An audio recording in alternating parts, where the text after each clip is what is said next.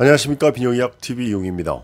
그동안에 이 타달라필 메일요법을 오리지널 약 이름으로 시알리스 메일요법이라고 말씀을 드렸더니, 시알리스 자이데나 메일요법은 또 차이가 뭡니까? 이런 또 질문을 해주신 분이 또 있습니다. 시알리스와 자이데나는 완전히 다른 물질로 세계 특허를 받았고, 반감기가 긴 약제로 저용량 메일요법을 허가받은 미국 FDA에 허가를 받은 약은 이 시알리스하고 자이데나 두 가지가 이제 허가를 받은 사항입니다. 특별히 이제 자이데나는 우리나라에서 동아제약이 세계 특허를 가지고 있는 새로운 물질이거든요. 시알리스는 이제 최고 용량이 20mg이고, 자이데나는 200mg을 최대 용량으로 허가를 받은 발기부전 치료제인데요. 이제 메일요법 용량의 5가지 해서 제가 먹는 시알리스 2.5ml를 이제 가장 약한 용량으로 하면 자이데나 50ml가 있고, 또 시알리스 5ml, 자이데나 75ml 등등 환자에게 그 효과에 따라서 여러 가지 용량으로 할 수 있다, 이렇게 이제 말씀을 드렸습니다. 그럼 이제 그동안 2019년서부터 코비드-19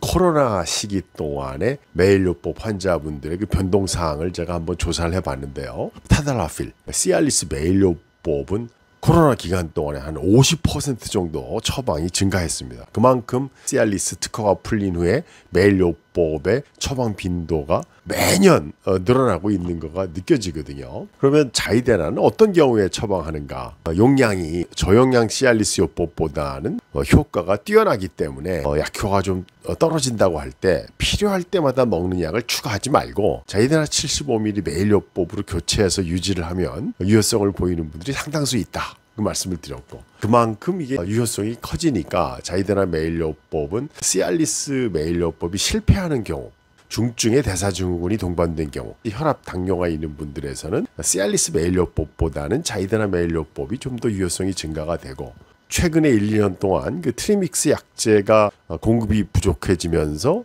매일 먹는 약제를 시도할 때 트리믹스와 같이 이렇게 강한 주사 약제를 사용하셨던 분들은 저용량 시알리스 메일요법으로 만족하시는 분들이 많지 않았습니다. 그래서 저희 병원처럼 메일요법을 많이 하고 트리믹스도 이제 동반해서 처방이 많이 되는 병원에서는 자이데나 메일요법의 처방 비율이 상대적으로 굉장히 높은 것으로 나타나고 있습니다.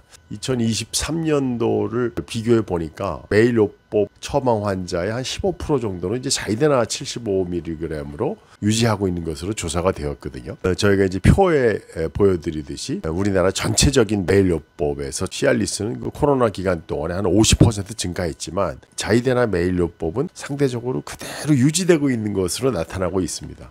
전체적인 비율에서 4, 5년 전에 자이데나 메일요법 환자가 한 7% 됐다 그러면 전국적으로 현재는 한 5% 정도 환자, 메일요법 하는 환자 중에 20명 중에 1명 정도만이 자이데나 메일요법을 하고 있고, 저희 클리닉 같은 경우에는 이제 상대적으로 시알리스에 실패해서 의뢰된 경우나 중증도가 있는 분들에서 대사증후군 동반된 분들, 아니면 그 트리믹스 동반해서 같이 유지하시는 분들이 많아서 상대적으로 전국 평균보다 한 3배 정도 자이데나 메일요법 처방 비율이 높은 것 같습니다.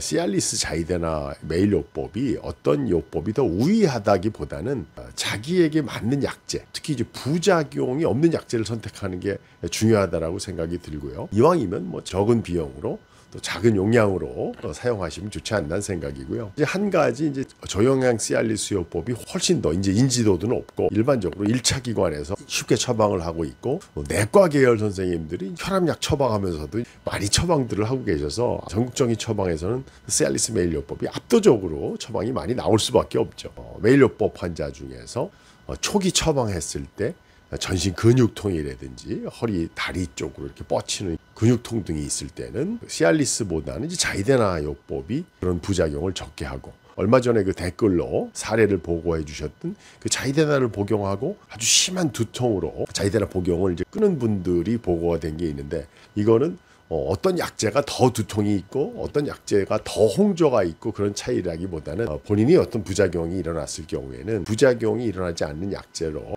저용량 메일요법을 시행하시면 되겠습니다. 외국에서는 이렇게 메일요법의 제재나 용법 용량이 다양하지 않지만 우리나라에서는 두 가지 약제를 다양한 용량으로 처방할 수 있기 때문에 본인에게 맞춰서 처방할 수가 있는데요. 우리나라 전체적인 메일요법의 두 가지 약제 처방 비율에 대해서 한번 알아봤습니다. 비뇨기약TV 이용이었습니다.